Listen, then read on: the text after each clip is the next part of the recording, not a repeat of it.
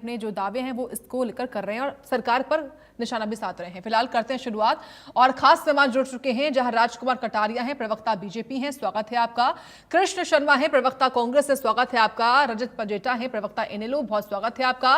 राजेश कुमार गुलिया है, पूर्व आईएफएस अधिकारी हैं, राजेश कुमार गुलिया जी, बहुत स्वागत है आपका। मैं शुरुआत आप ही से करूंगी राजेश जी। देखिए, आपने अपने कार्यकाल में ऐसी समस्याएं देखी सुनी होंगी, लेकिन मैं प्रदेश के लिहाज से आपसे समझना चाहूंगी, तमाम जो व्यूअर्स इस वक्त आपको सुन पा रहे हैं वो भी समझना चाहेंगे कि कैसे प्रदेश में यानी कि हरियाणा में ये समस्या उत्पन्न हुई, ये संकट शुरू कैसे हुआ और अब सरकार के सामने क्या समाधान हो सकता है, सरकार क्या कर सकती है, आप क्या समझा पाएंगे, क्या बता पाएंगे राजेश जी? साक्षी जी नमस्कार जी। आज विश्व पर्यावरण दिवस है।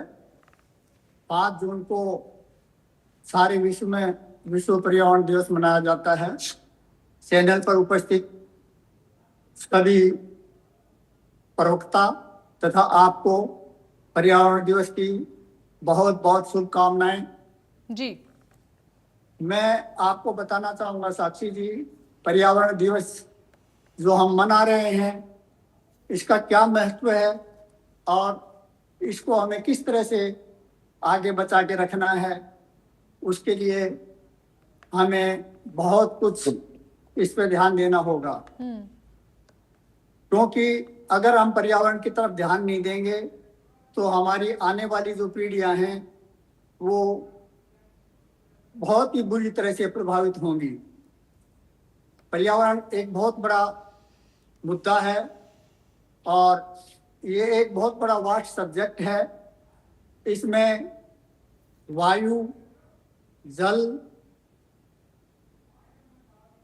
पानी जिसे हम बोलते हैं जल को, जमीन और जंगल और वातावरण, ये सभी इसमें आते हैं और ये बहुत बड़ा सब्जेक्ट है। तो मैं सबसे पहले जमीन के बारे में बात करना चाहूँगा, क्योंकि हमारी जो जमीनें हैं हिंदुस्तान के अंदर और हरियाणा के अंदर, हमारे हरियाणा में 2 पहाड़ियाँ हैं जो मुख्य हैं। नॉर्दर्न हरियाणा में जो हमारा उत्तरी हरियाणा है उसमें हमारे शिवालिक के पहाड़ हैं और दक्षिण और पश्चिम में हमारे शिवालिक की पहाड़ियाँ हैं और पश्चिम में हमें रेगिस्तान से भी मुकाबला करना पड़ता है। मैं आज से कुछ समय पहले की बात बताता हूँ आपको कि गर्मी में जब तेज हवाएं चलती थी तो उसको हम विंड इरोजन बोलते हैं। वायु से जमीन का कटाव, जो छोटे छोटे कण होते थे वो उड़ के सड़कों पे आ जाते थे और सड़कों को जो है मिट्टी या रेत जिसे कहते हैं हम, बालू रेत होती है, वो ब्लॉक कर दिया करती थी। तो मैं सबसे पहले जमीन के कटाव के बारे में ही बोलना चाहूंगा, क्योंकि हमारी जो भूमि है उसका बहुत बुरी तरह से दोहन हो रहा है। पहाड़ों में जो हमारी मिट्टी है, बरसात में उनकी बहुत कटाव हो जाता है, इरोजन हो जाता है, जिससे उपजाऊ भूमि बह के और वो नदियों के माध्यम से समुद्र में चली जाती है। उसको हम नहीं रोक पाते, उससे हमारी जो जमीन है उसका उपजाऊपन कम होता है और इसके अतिरिक्त भी हम इतनी फसलें ले रहे हैं, इतने उर्वरक डाल रहे हैं जिससे जमीन का दोहन हो रहा है।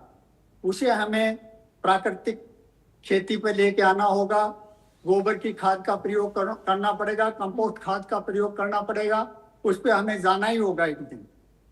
फिर हम आ जाते हैं इसी तरह से हमारे जो है पानी बरसात में हमारा जो जितना होता है, सबसे ज़्यादा भारतवर्ष में जो बरसात होती है वो लगभग 70 से 75% बरसात मात्र जुलाई और अगस्त में हो जाती है। जुलाई अगस्त में जितनी भी बारिश होती है उनका पानी हम बहुत कम मात्रा में रोक पाते हैं। 15-20% की हम अपने बांधों में या छोटे छोटे डैमों में उसको रोक पाते हैं। बाकी सारा पानी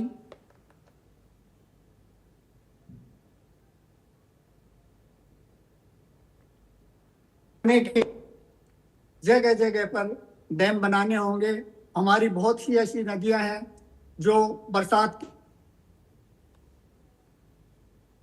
के मतलब उनमें पानी चलता है। हमारी बहुत कम ऐसी नदियां हैं जो मतलब पेरिनियल है, सारे साल दिन में पानी चलता है। तो इसके लिए मेरा सरकार से अनुरोध है और सभी जो इसमें जिन कंट्रीब्यूशन हो उनसे सभी से अनुरोध है कि हमें छोटे छोटे डैम लगाने चाहिए और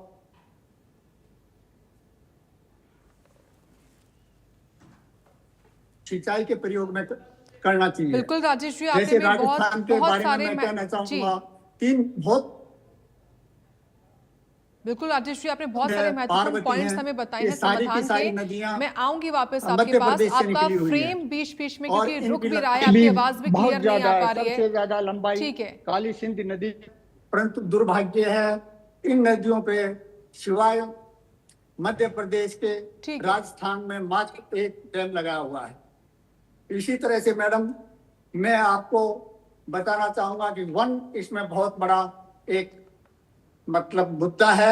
हाँ, क्योंकि पेड़ की छाया तो हर एक को चाहिए और यहाँ पर जो हमारा जो पर्यावरण है या हमारा जीवन है ये वायु पे सबसे ज्यादा निर्भर है।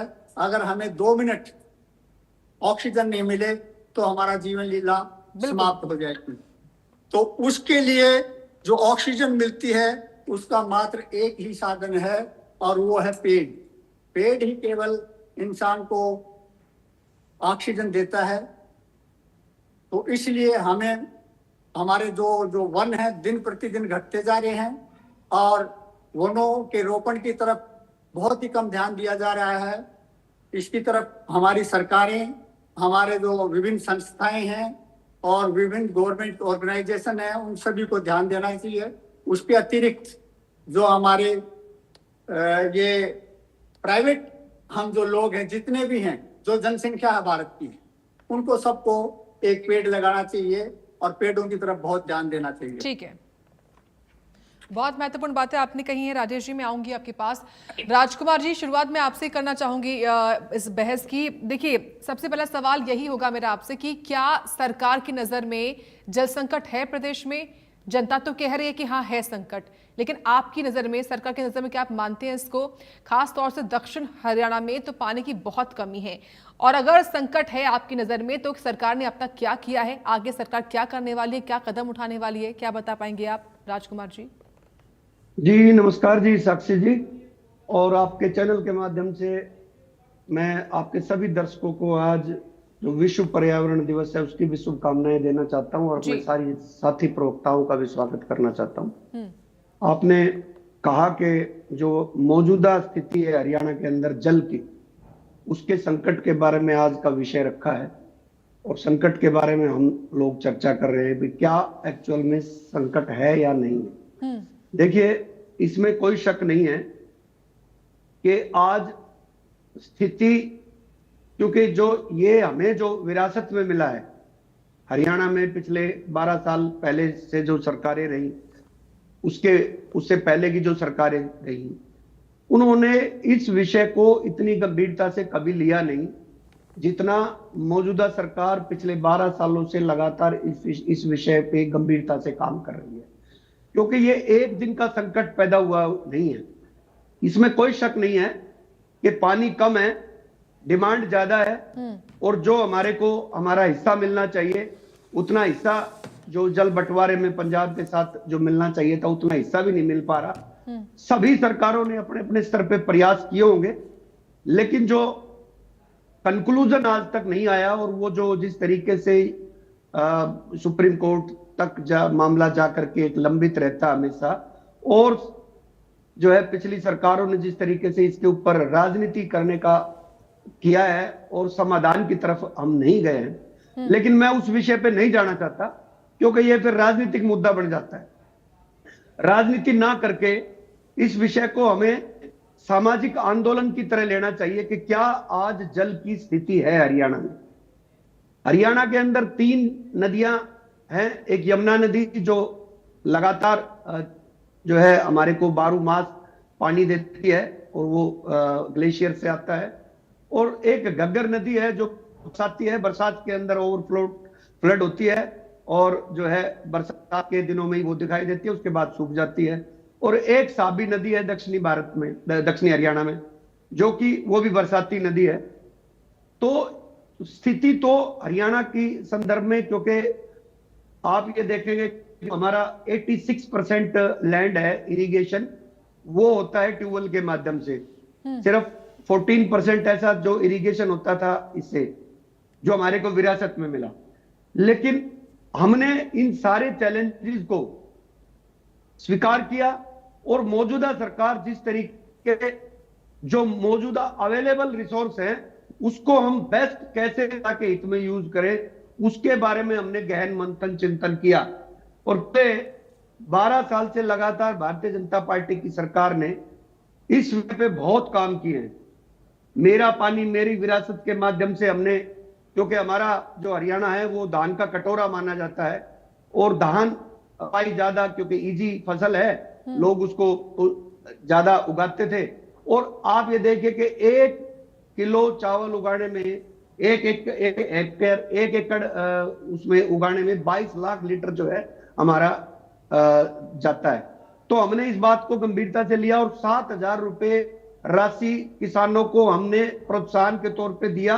और खुशी की बात यह है कि 1.02 लाख एकड़ धान को हमने कन्वर्ट किया दूसरी फसलों में, मक्का में और दाल में, इस तरीके की फसलों में। और उससे हमारा कितना पानी बचा है वो आप समझ सकते हैं। हमने जो है पिछले 2024 के अंदर जो हमारा भूजल स्तर गिरने की जो रफ्तार थी उसको 20% स्लो कर दिया है। ये सरकार के प्रयासों से और सामाजिक संस्थाएं और किसानों के जागरूकता के कारण ऐसा हुआ है कि जो उस स्पीड को हमने स्लो कर दिया है, जो वाटर लेवल गिरता था। हमने, सरकार ने बड़े वार लेवल पे एक मिशन शुरू किया कि पूरे हरियाणा के सभी जो तालाब थे उनको चिन्हित किया। 14,000 से ज्यादा तालाबों को हमने चिन्हित करके मिशन मोड पे उन पे 450 करोड़ रुपए खर्चा किया। और जो उनका जो कैपेसिटी थी बढ़ाने का काम किया, क्योंकि उनमें गाद भरी हुई थी, सालों सालों से उनकी सफाई नहीं हुई थी। तो उनका हमने नवीनीकरण करके उनकी जो बरसात के अंदर जो पानी जो कैच करने की जो कैपेसिटी है उसको बढ़ाने का काम किया है। और उसका रिजल्ट ये है कि जहां जहां ये तालाब पड़ते हैं उसके आसपास में उन गांव में 2 से 3 फुट का जो वाटर लेवल है वो अप हो गया है। तो ये खुशी की बात है। और मैं सरकार की सफलता नहीं है, ये सभी की मिलीजुली सफलता है, क्योंकि लोगों ने आज अवेयरनेस के माध्यम से जाना है कि हम अगली पीढ़ी को किस तरीके का हरियाणा, किस तरीके भारत देने वाले हैं, किस तरीके की धरती देने वाले हैं। तो हम लोगों ने इसको मिशन मोड के ऊपर काम किया है। और मैं समझता हूं कि सभी के प्रयास से आने वाला समय ऐसा होगा कि आज जो है, मैं समझता हूं कि पूरे हिंदुस्तान में बिहार एक ऐसा प्रदेश है जिसने अपना वन क्षेत्र बढ़ाया है, वो भी करीब 2% के करीब बढ़ाया है वन क्षेत्र को। लेकिन हमारे यहाँ पे वन क्षेत्र पहले से ही 7.48% है टोटल लैंड का, बहुत, जो कि बहुत कम है। हम उसको बढ़ा नहीं पाए क्योंकि जगह कम है, लेकिन उसको घटे से रोक पाए, ये हमारा चैलेंज है। और इसके लिए सभी संस्थाओं को मिलकर काम करना पड़ेगा, सभी राजनीतिक दलों को मिलकर काम करना पड़ेगा और पूरी इच्छा शक्ति के साथ काम करना पड़ेगा, ताकि हम अपने बच्चों को भविष्य दे पाए, अपने बच्चों का जो स्वास्थ्य है उसकी सुरक्षा कर पाए, ऐसा मेरा मानना है। ठीक है रजत जी, इंडियन नेशनल लोक दल के अध्यक्ष अभय चौटाला का ये कहना है कि इनेलो अगर सत्ता में आएगी तो ही जनता को पानी मिल पाएगा, वरना नहीं मिल पाएगा। क्या आप मानते हैं कि वर्तमान सरकार सक्षम नहीं है जल संकट को दूर करने में? क्या कहेंगे आप?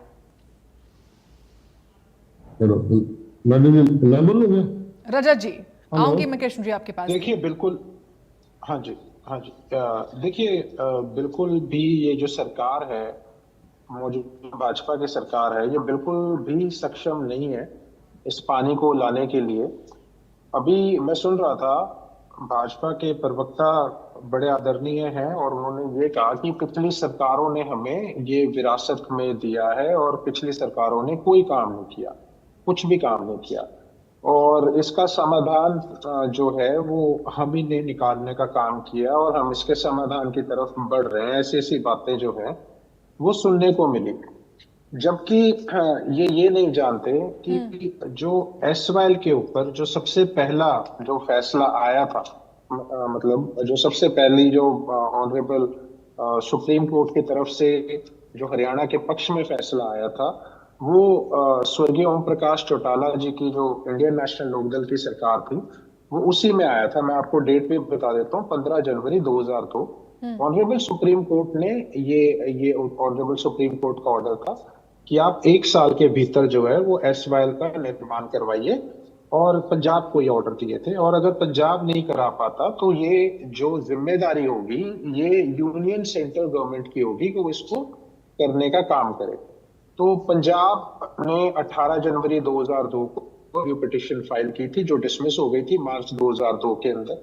18 दिसंबर 2002 को हरियाणा गवर्नमेंट आईएनएलडी की दोबारा सुप्रीम कोर्ट में गई कि आप जो है इसका निर्माण को थोड़ा शीघ्रता से करवाइए।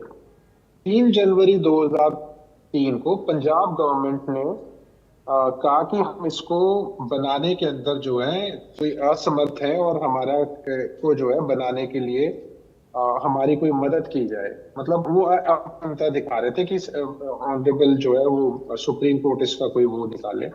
उसके बाद जो ये इन्होंने अलग से सूट डाला था वो भी इनका 12/4 को डिसमिस हो गया था। और उसके बाद जो एक जजमेंट आई थी, जो फाइनल जजमेंट थी, जो एक ओहदा साहब भी कह रहे थे फाइनलिटी अटेंड कर चुकी है, वो आई थी 4 जून 2004 को। 4 जून 2004 को। अब ये मेरी बातें थोड़ा ध्यान से सुने सारे के सारे, क्योंकि मैं बहुत बार इन तथ्यों को कर चुका हूं और इसको कोई नहीं मिटा सकता, दुनिया की कोई ताकत, क्योंकि ऑनरेबल सुप्रीम कोर्ट की ये जजमेंट है। ऑनरेबल सुप्रीम कोर्ट ने कहा कि यूनियन गवर्नमेंट, इसमें ना हरियाणा का जिक्र है ना पंजाब का, थोड़ा ध्यान से सुनो, union government to mobilise central agencies to take up the construction of fire under supervision of high powered committee, की एक हाई पावर्ड कमेटी का गठन किया जाए और उसके नीचे जो काम धाम है जो भी देखेगी और सेंट्रल गवर्नमेंट इसमें। और ये काम जो है इन्होंने पंजाब को बोला, उसमें और लिखा हुआ है कि पंजाब जो है वो सारी लैंड 12 जुलाई 2004 से पहले सेंट्रल गवर्नमेंट की सीपीडब्ल्यू डिपार्टमेंट को हैंड ओवर करते। अब मैं जो 15 जुलाई की डेट दी है, 12 जुलाई को ठीक 3 दिन के कैप्टन अमरिंदर सिंह अपना एक स्पेशल सेशन बुलाते हैं और उसमें जो सारी पहले की जल्द संधियां हैं उन्हें निरस्त करना है। उसका नाम है Punjab termination of agreement act 2004, जिसमें 1981 की भी जो जल संधि थी उसको, जिसमें रावी और ब्यास का भी हाथ में आना था सतलुज के, उसको भी इन्होंने निरस्त कर दिया था।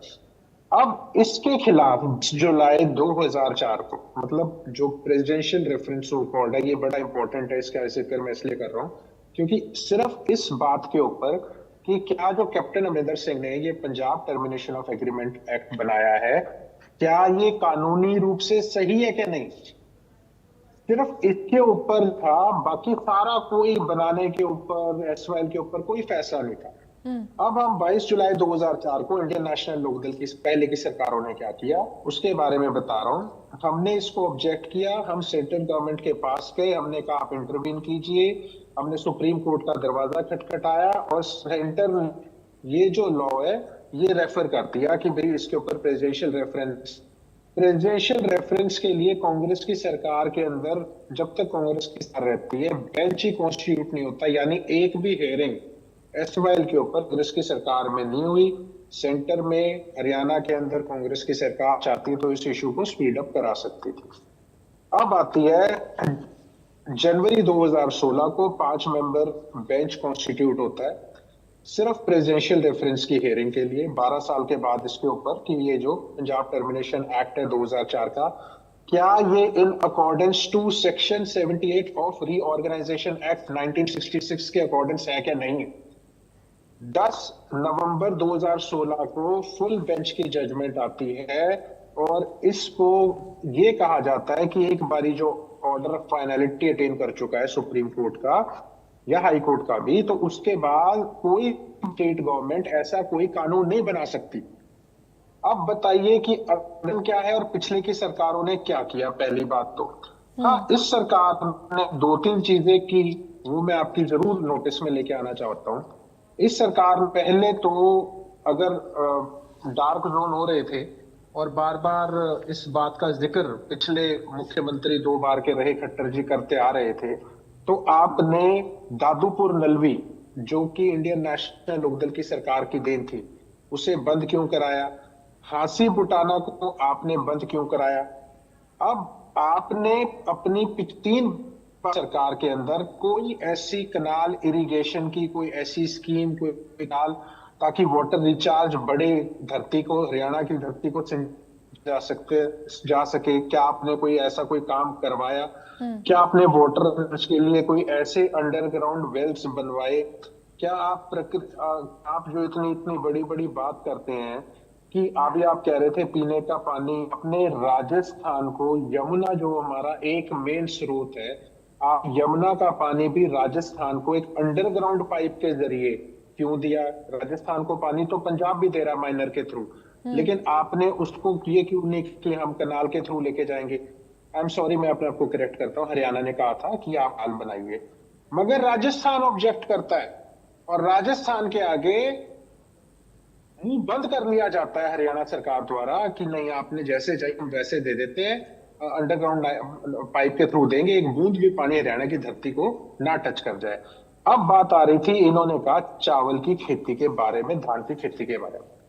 1 हेक्टेयर में इन्होंने कहा 22 लाख लीटर पानी जाता है, मगर इनको ये नहीं पता कि जो इथेनॉल बनाने के लिए चावल इस्तेमाल होता है उसके अंदर कितना चावल, उस चावल को आप कह रहे हो 22 लाख चला गया, अब आपको कितना चावल चाहिए 1 लीटर इथेनॉल?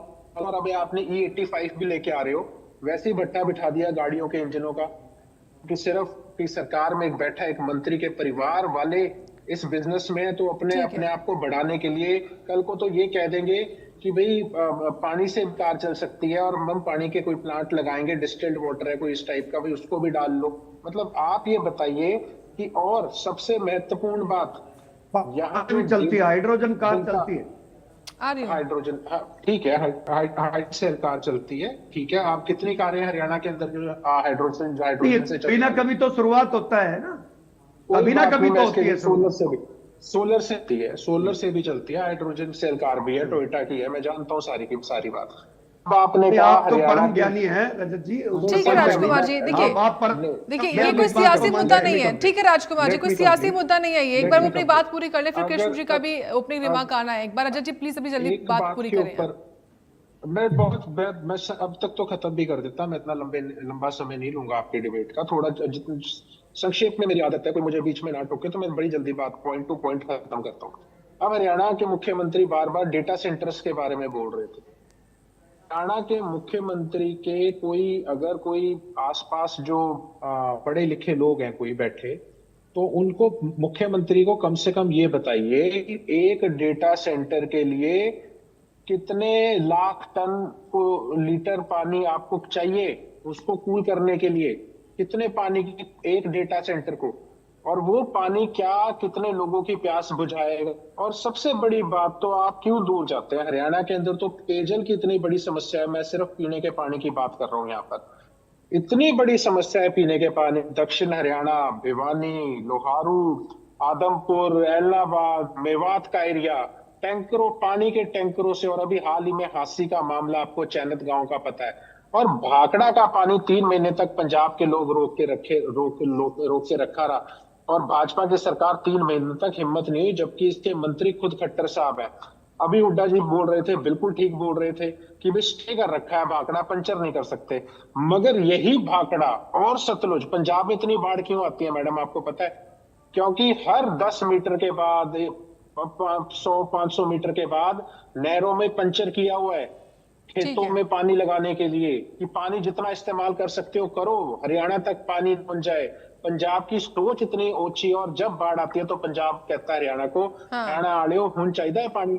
लेकिन अभी अगर जब घग्गर की भी बात हो रही थी, तो घग्गर में मानता हूं, घग्गर बरसाती पानी आता है, मानसून का पानी आता है, लेकिन घग्गर इतना ज्यादा इंडस्ट्रियल वेस्ट जा रहा है, क्योंकि ये पीने के पानी और हरियाणा कैंसर मैं खत्म ही कर रहा हूँ, एक लास्ट लाइन है।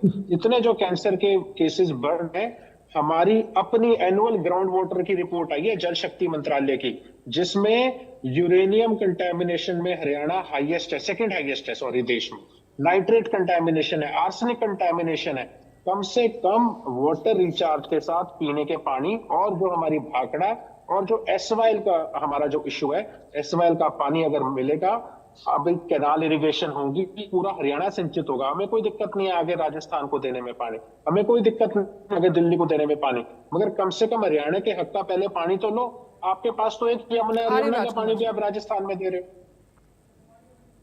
ठीक है साक्षी जी, ये जो घड़ियाली आंसू बहा रहे हैं राजकुमार जी, मैं आ रही हूँ, एक बार प्लीज कृष्ण जी का ओपनिंग रिमार्क आ जाए, क्योंकि वो भी कुछ बोलेंगे, फिर आपको जवाब देना होगा उनकी बात का भी। मैं आ रही हूँ, एक बार ओपनिंग रिमार्क आ जाए कृष्ण जी का भी। कृष्ण जी, बीजेपी का यही कहना है कि पूर्ववर्ती सरकारों में, कांग्रेस भी रही है उनमें, प्रदेश में कार्यकाल रहा है कांग्रेस पार्टी का भी, पूर्ववर्ती सरकारों ने कोई कदम नहीं उठाया जल संकट को लेकर, लेकिन हम उठा रहे हैं। क्या कहेंगे आप कृष्ण शर्मा जी? साक्षी जादव जी, पहले तो आपको और आपके इंडिया न्यूज हरियाणा और मेरे पैनलिस्ट को नमस्कार, और विश्व पर्यावरण दिवस पर आप सभी को, आपके चैनल के माध्यम सभी को बधाई जी।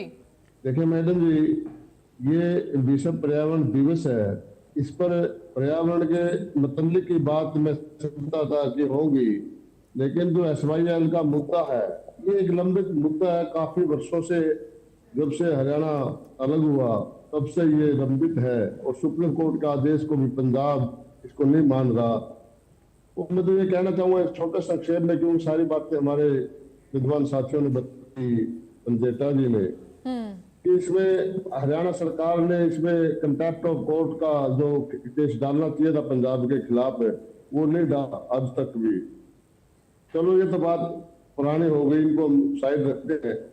मैडम जी, मैं ये कहना चाहता हूँ, पर्यावरण दिवस के बारे में मुख्यमंत्री जी बहुत बड़ी बड़ी बातें कर रहे थे, लेकिन सही दिनों में इन्होंने पिछली डिबेट पे भी काफी, आपके चैनल से भी अन्य चैनल से हुई, कि पर्यावरण के नाम के इन्होंने पेड़ लगाए, कई करोड़, इन्होंने कहा था भी कई करोड़, एक वृक्ष एक माँ के नाम, अगर कई इन्होंने निकाली थी।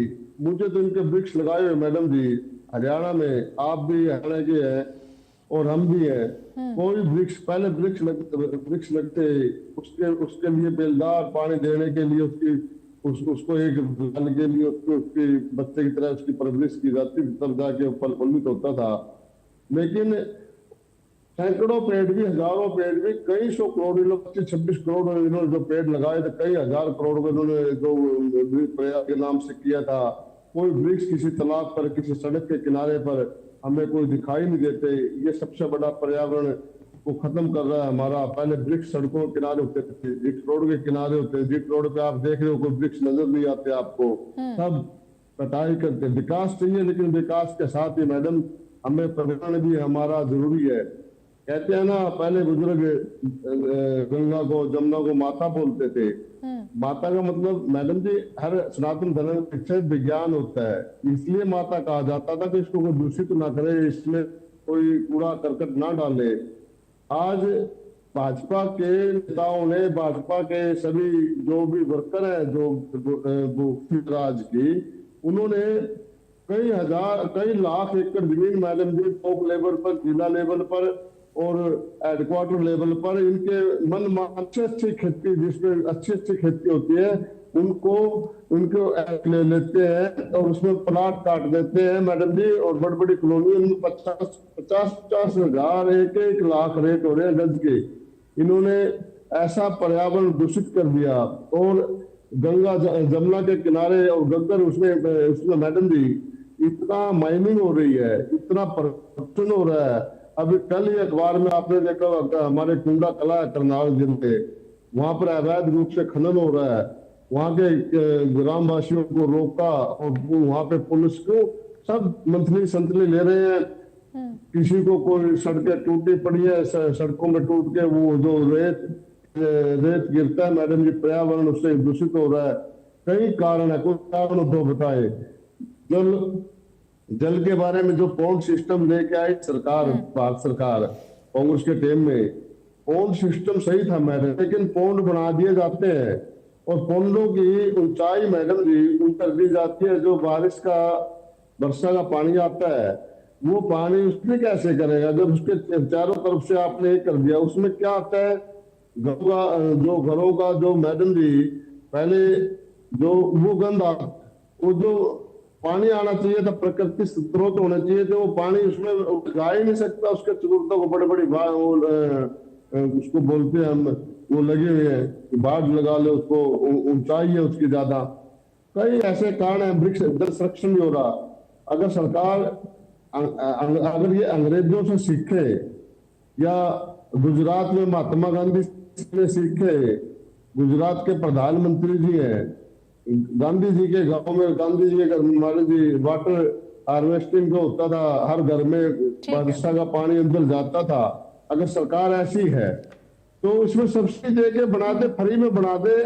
अगर किसी भी गांव में जब ये इतना पैसा इतना करोड़ों खरबों रुपये आज ही इनका 15 लाख करोड़ रुपया एक राजेश भाई जो गुजरात का था एक कंपनी की वो ये हजम कर गए 1500 करोड़ ये 15 लाख करोड़ ये हजम कर जाते हैं। ऐसा कोई महकमा नहीं जिसमें 1,000 ठीक है कृष्ण जी, जो सवाल मेरा आपसे था जो देखिए जो सवाल था मेरा आपसे आपने उसका जवाब नहीं दिया पर्यावरण को कि पूर्ववर्ती सरकारों ने कुछ नहीं कहा। ये बीजेपी कर रही है कि पूर्ववर्ती सरकारों ने कोई काम नहीं किया जल संकट को लेकर संरक्षण को लेकर। आपने बताया नहीं कि आपने क्या काम किया। चलिए मैं आऊंगी आपके पास, लेकिन राजकुमार जी सवाल मोटा माटी आपसे है। ओवरऑल जो तमाम दल पूछ रहे हैं काम क्यों नहीं किया काम क्यों नहीं किया। जल अधिनियम 1974 लेकर आए, वायु अधिनियम 1981 लेकर आए, पर्यावरण संरक्षण अधिनियम 1986 लेकर आए। तो बताइए ना प्रदूषण नियंत्रण बोर्ड हमने बनाया मैडम जी। क्या बनाया कांग्रेस ने कितने अधिनियम हम लेकर आए। 1972 में यूएन में जो प्रस्ताव 5 जून का 54 साल हो गए। अब ये निकोबार अंडमान निकोबार में विकास के नाम पर क्या कर रहे हैं साक्षी जादव जी वहां का पर्यावरण को प्रदूषित कर रहे हैं। वहां अपने डाले बाणे को देके वहां मतलब ये सब को संकट में डाल रहे हैं, हिंदुस्तान को डाल रहे हैं। ये मैडम जी आप देखिए जोशी में जो हमारा केदार खंड है, केदार खंड में इन्होंने वहां पे जो गुफाएं बनाई है वहां का सारा जो पर्यावरण था सारा बैठ गया। प्रकृति के साथ दहन किया इन्होंने, प्रकृति के खिलाफ चल रहे हैं। साक्षी जी ठीक है जी राजकुमार जी ये लोग सनातन की बात करने वाले मैडम जी। ठीक है कृष्ण जी आपकी बात आ गई क्योंकि वक्त कम है। मुझे सबका देखिए सबकी बात आनी चाहिए, वक्त कम है। नाम से यमुना के हजारों करोड़ ये गंगा की सफाई के लिए अगर उसमें आसमत राजकुमार भाई मेरा सलोली मेरे करनाल किसी गंगा मैं मान जाऊं। ये मतलब ये सिर्फ शब्दों में बोलते हैं मैडम जी। ये शब्द प्रदूषण फैला रहे हैं। शब्द पर्यावरण वाची लोग हैं। शब्दों द्वारा जाल में फैला के देश को शब्द पर्यावरण फैला दिया, दूषित कर दिया देश को। ठीक है राजकुमार जी, देखिए सवाल विपक्ष का यही होता है सुप्रीम कोर्ट के आदेश के बावजूद हरियाणा को उसके हक का SYL का पानी क्यों नहीं मिल पा रहा है, इतना विलंब क्यों हो रहा है, क्या कर रही है सरकार आपकी? जवाब दें आप। साक्षी जी आज विश्व पर्यावरण दिवस पर आपने ये डिबेट को रखा था और मैं समझता था कि ये डिबेट जो है एक हेल्दी डिस्कशन होगा कि किस तरीके से हरियाणा को इस पर्यावरण दिवस पर हम सब लोग ये एक प्रण लेते कि किस तरीके से पर्यावरण को सुरक्षित किया जाए, जल संरक्षण किया जाए और सारी चीजें जो खराब है उनको ठीक करने की तरफ हम एक हेल्दी डिस्कशन करें। लेकिन कहीं ना कहीं मैं देखता हूं कि जब भी कोई बात है हर बात के अंदर राजनीति करने का काम विपक्षी दलों को और कुछ आता नहीं है। घूम फिर करके एक ही बात पे आ जाते हैं कि जो है राजनीति कैसे किया जाए, बात को चर्चा में जो है पार्टी सिस्टम के ऊपर लाके टेका जाए। तो मैंने देखा कि जैसे रजत जी ने कहा और रजत जी ने पूरा जो है ये सारा बता दिया, कब ऑर्डर आया, कब क्या हुआ, कब सुप्रीम कोर्ट गए, कब ये पगड़ी बदल भाई थे पंजाब में सरकार जिनकी थी अकाली दल की, और इनका भाईचारा इतना जबरदस्त था कि रिश्तेदारी यार सारा सिस्टम जीवन मरण उनका एक साथ था। ये तब भूल जाते हैं जनता की आवाज उठाने में कि आप जो है इन बातों को अपने रिलेशंस को इस बात के लिए यूज करें कि किस तरीके से दोनों प्रदेशों में कड़वाहट खत्म करके और एक मंच पे आकर के समस्याओं को लंबित करने की बजाय समाधान की तरफ जाएं। लेकिन टीवी पे बैठ करके डिबेट में इस इंपॉर्टेंट समय को जो है जाया ना करके समाधान की तरफ जाया जाए, इस बात के ऊपर ध्यान देना चाहिए। इन्होंने मेरे से पूछा कि क्या किया, पानी की बात करी, मैं वाटर कंजर्वेशन के ऊपर हरियाणा को वाटर कंजर्वेशन में सबसे आगे का प्रदेश बताया नीति आयोग ने 2023 में। और 2009 के अंदर हांसी बुटाना, आपने कहा कौन सी नहर बनवाई, 2009 में स्टार्ट हुई थी, कांग्रेस सरकार में स्टार्ट हुई थी हांसी बुटाना, और 2019 में कंप्लीट हुई। ये तो इनेलो की सरकार नहीं थी, 2002 में भी और नेहरू की पहले सरकार थी जी, 2002 में नेहरू की सरकार थी। मैं कह रहा हूं 2002 में थी, 2009 की बात कह रहा हूं मैं। और राजस्थान की 2009 में सरकार वो थी। काम 2009 में 2009 में स्टार्ट हुई और उसके बाद 2019 में खत्म होती है। 10 साल में 42,000 हेक्टेयर भूमि को पानी मिला। हिसार, जींद, फतेहाबाद का भूजल जो है वो 3 से 5 फुट के करीब ऊपर आया। आप ये कहते हैं, बिल्कुल मतलब नेग्लेक्ट करते हैं कि सरकारों ने कोई काम नहीं किया। मैं ये कहता हूं कि सरकारों के पार्टीबाजी से ऊपर उठ करके जो काम किया उसकी तारीफ करो, तारीफ ना भी करो तो कम से कम सरकार के काम की बुराई तो ना करो। तारीफ आपके मुंह से निकलनी नहीं है, मुझे कोई दिक्कत नहीं तारीफ सुनने के लिए, हम नहीं बैठे, तारीफ मत कीजिए, लेकिन जो काम अच्छा हो रहा है और जो काम की हम अपेक्षा सामाजिक तौर से कर रहे हैं कि आप लोग सामाजिक आंदोलन बना करके जल संरक्षण के बारे में, वन लगाने के बारे में, एक पेड़ मां के नाम की चर्चा की कृष्ण भाई ने, एक पेड़ मां के नाम, ये सरकार का प्लान नहीं है और ना सरकार का पैसा खर्च होता है, ये सामाजिक आंदोलन है। समाज को आह्वान किया गया कि आप अपने हर जन्मदिन पे अपनी मां के नाम जो एक पेड़ लगाए। इसमें कौन सी बुरी बात है, इसमें कौन सी राजनीति है और कौन सा सरकार का पैसा खर्च होना है। इस ऐसे प्रयास को, प्रधानमंत्री मोदी जी के ऐसे प्रयास को हमने सराहना करनी चाहिए कि इस विषय को हमने सामाजिक सरोकारों से जोड़ दिया है कि हम अपने हर इवेंट को, चाहे जन्मदिन हो चाहे एनिवर्सरी, हम उस पे एक पेड़ लगा दें।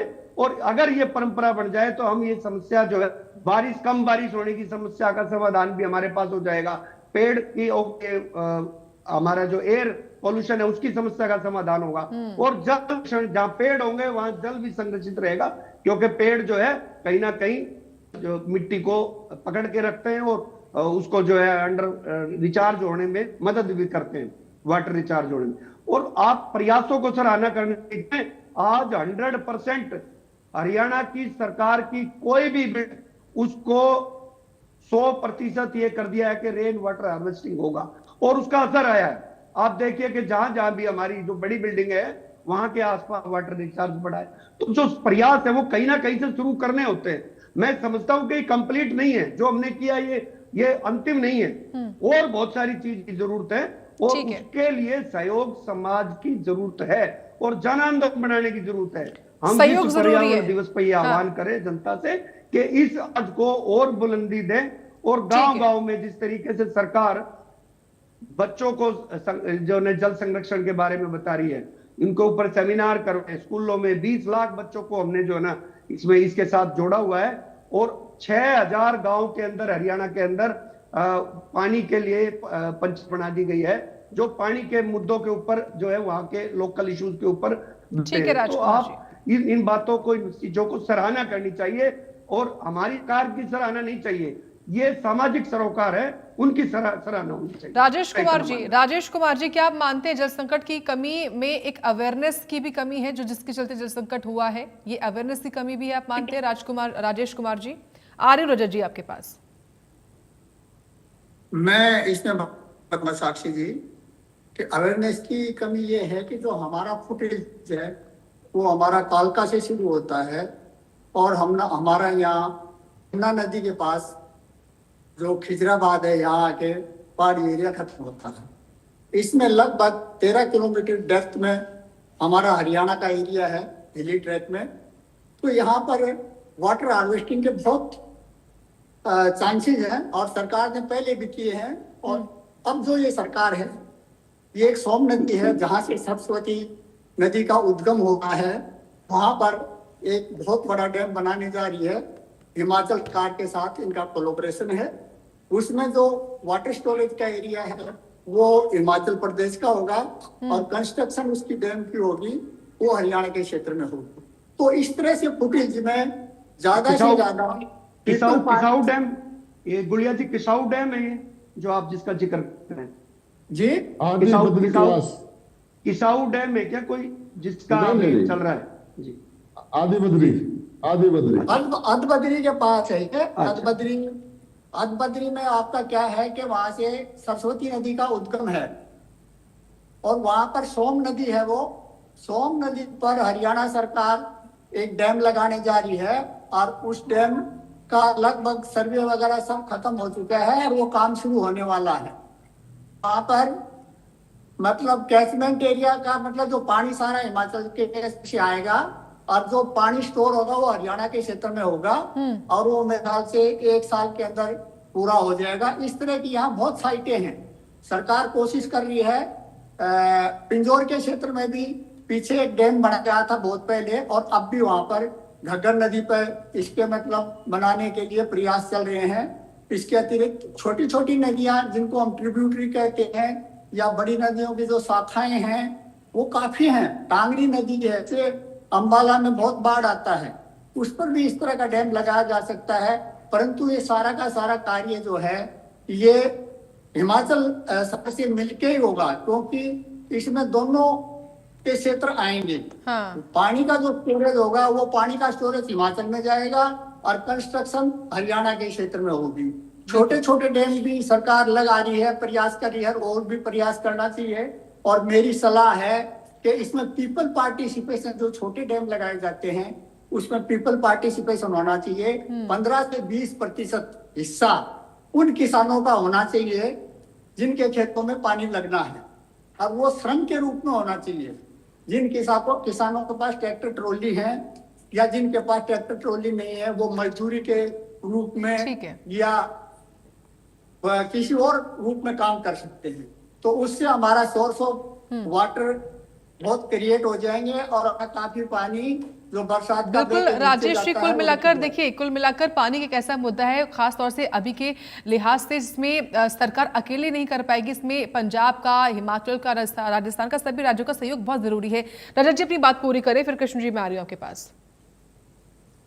देखिए, अभी यहाँ डिबेट में ये कहा गया कि इम्पोर्टेंट समय जो है डिबेट का, मैं किसी के समय में इसलिए टोका टाकी नहीं था कि सबकी बात आए चाहे वो कुछ भी बोल रहे।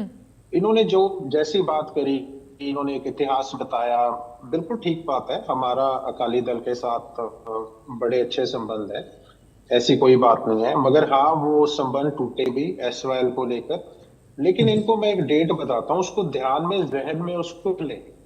4 जून 2004 को ना इसमें हरियाणा का कोई लेना देना, अब ना कोई पंजाब का लेना देना, ना आप किसी के गिनवाइए। सुप्रीम कोर्ट ने सेंट्रल गवर्नमेंट को बोल रखा है कि आप नहर का निर्माण करवाइए और वो इंडियन नेशनल लोकदल की सरकार के अंदर जो है वो फाइनल फैसला आ रखा है। इससे ज्यादा मुझे आपको अपनी सरकार के बारे में हमने क्या किया और फाइनलिटी जो फाइनल ऑर्डर है जो अटेन कर चुका है वो किस डेट को आया, इससे ज्यादा मैं इस बात पे कुछ नहीं कहूंगा। मुझे लगता है इसके बाद कोई इधर उधर की कहानी। चलिए ठीक है, क्योंकि वक्त मुझे इतने की अनुमति देता है, माफी के साथ मुझे रोकना पड़ रहा है आपको। फिलहाल आप सभी का धन्यवाद, राजकुमार जी, कृष्ण जी, रजत जी और राजेश कुमार जी, बहुत धन्यवाद। एक बहुत ही गंभीर मुद्दे पर आप सभी जुड़े और अपनी पार्टी का पक्ष रखा है। फिलहाल वक्त हुआ है छोटे से ब्रेक का। ब्रेक के बाद खबरें लगातार जारी है। आप जुड़े रहें इंडिया न्यूज।